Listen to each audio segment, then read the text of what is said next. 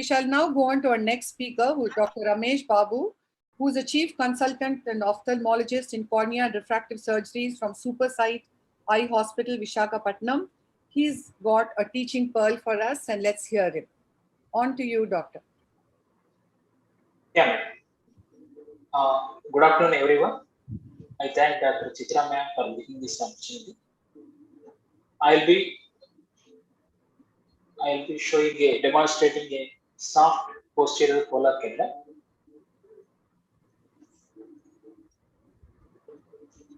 First, this kind of cataracts are a little difficult to manage. First, I'll be describing the basics. First, initial two side puts are being made, and capsule is stained with Japan blue, and around 5 mm capsular access is done with 5 mm bent acetone medium. We need to remember that at no point chamber should become shallow. Then a hydro-free dissection is being done. Then it's repeated on the other side, and a gentle hydro delineation is being done. I try to avoid these hydro-free dissection and hydro delineation in the case of hard cataracts. Then our goal is to debulk the nucleus and epinucleus as far as possible.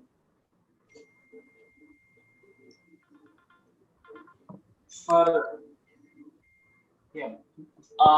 call this technique as a layer by layer phaco with the help of a low vacuum and a low phaco power. In this case, I was using just 5% of phaco power. Slowly, only with the vacuum, will be removing the layers of the nucleus and epinucleus. When we are sure that major part of the debulking is being done, then the epinucleus is turned around and brought into the center and gently emulsified with very less phaco power. And we have the tendency to withdraw the phaco power, but we need to remember that sudden collapse will be problematic, especially in these cases. We need to fill the chamber with dispersive viscoelastic. Then we need to remove the phaco power. Then cortical cleanup is being done with the bimanual IA probes.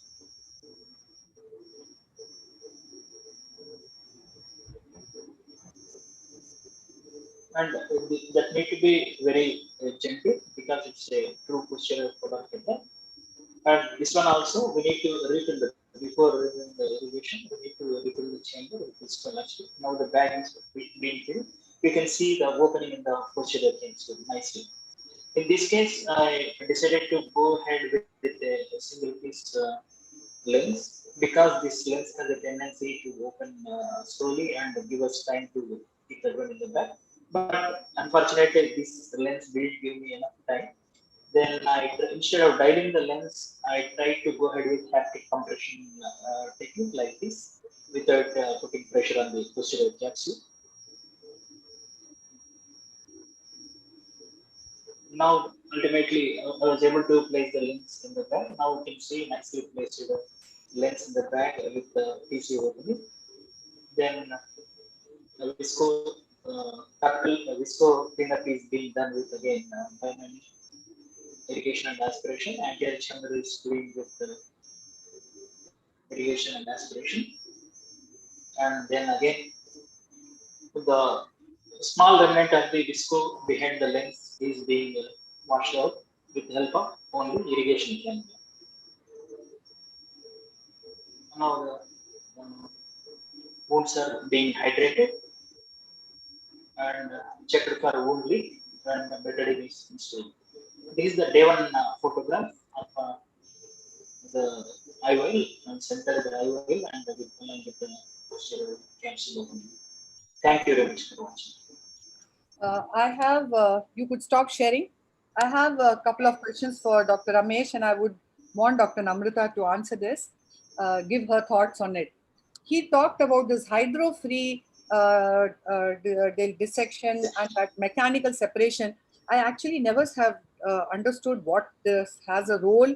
Does it have a specific role in some different types of polar cataract? That's number one. The second question is, the surgery went off so beautifully, but I felt he was intervening, doing a lot of that clearing of the viscoelastic from behind the lens, some gymnastics, and in these kind of rings, unless you have converted into a PCC, you know, it's better to be very gentle, because you are lucky that the anterior vitreous hyaloid phase was intact, but that could have been avoided.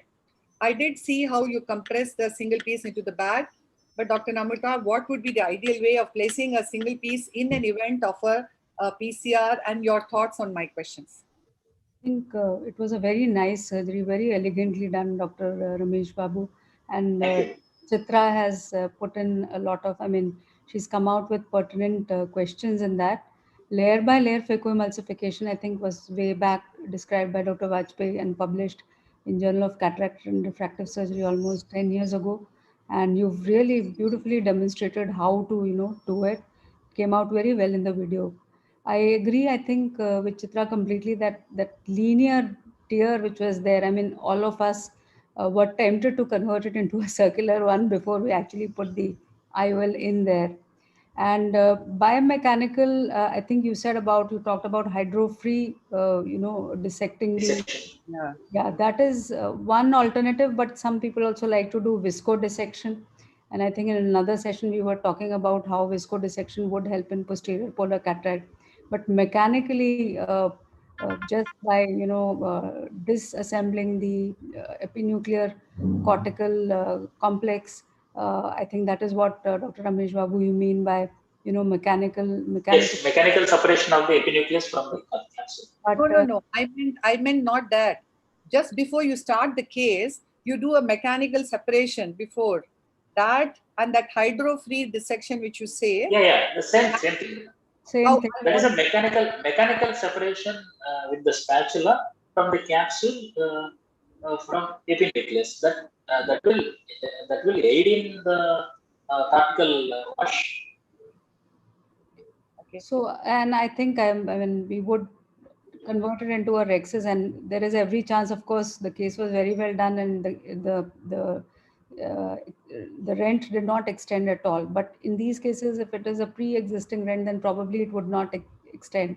But if it is an intraoperative rent, then there's every chance that it would extend and will not have those fibrous margins also. In the pre-existing rent, you would have those margins which are pretty much fibrous, but in a rent which has occurred earlier, but not in a fresh one which occurs at the table. Actually, by injecting little more viscoelastic and by inflating the bag, actually I was testing the strength of this opening, because that's not going little bit also into the periphery. Then I decided to keep the lens in the bag without doing the posterior. Any thoughts from others in the expert panel? I think we can discuss this kind of a case quite often in this forum itself. I think one takeaway may be that, those who are having LRCS platform, the OCT is already there.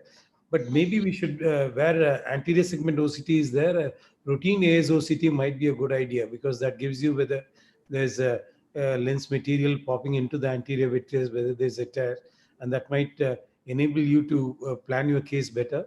And as Namrata was mentioning, one thing about these PPC tears is that usually it extends from equator to equator. It's a linear tear. You are quite fortunate that it was more confined and you could handle it quite well.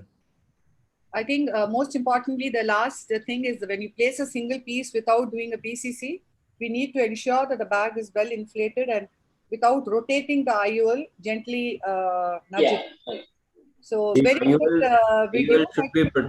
should be placed perpendicular to the rent that is there. It should not be in the same axis. Yes. That is another important thing. And the maneuvers which you were at times, even in there may not be a rent that can happen till the end, but if you overinflate even a bag at that particular moment, or like you were doing at the end, you can suddenly have the whole thing, because there could be a weakness / not a rent pre-existing.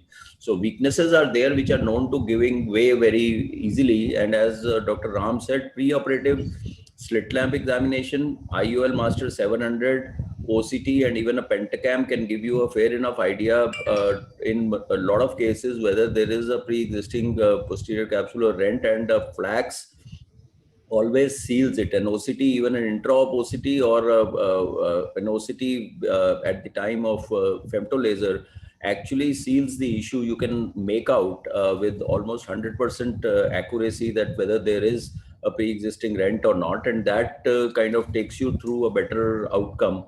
And what you are doing is exactly what has to be done, and the femtolaser does the pneumodissection at the area where you have increased the default, and it is only the nucleus that is sectioned. You can make concentric rings also, or you can section it with a good default. So you don't actually need to use fluid at all.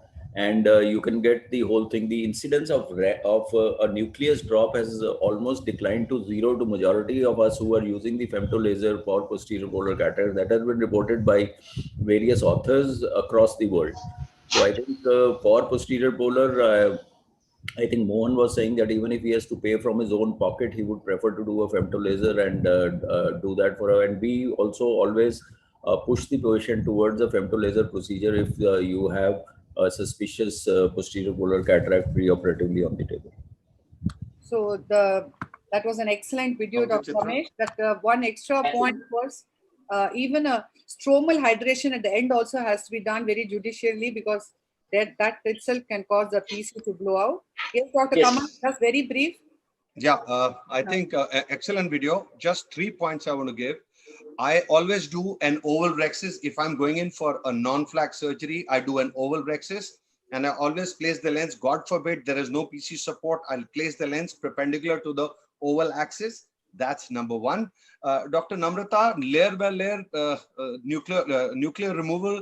We published, me and Samir, in 2009 in JCRS, and now we do a nuclear scoop technique, which is which we are coming up with the next coming journals, where we do a scooping, where we make a oval rhexis and we just do a bevel down and pick up the nucleus and slide it out of the oval rhexis, and it works even in soft cataracts. One thing I just want the audience to understand is, even if the surgery is gone off perfect, it's not over till it is over. As Dr. Chitra said, I have some videos on YouTube. Feel free to go and see them. I put the IOL in, and I've just dipped the IOL with my IA probe to take the viscoelastic, which is probably stuck behind the IOL, and the PC opens. One video where I'm pushing in viscoelastic and there's an air bubble. Just before I put the IOL, the viscoelastic, the air bubble goes inside the eye and the PC opens. So these PCs are very fragile. So even if you've been able to get away without having a PC tear, till the time you've not removed the speculum, I think we have to be very careful. Thank you very much for all your inputs. And Dr. Ramesh, that was a wonderful video.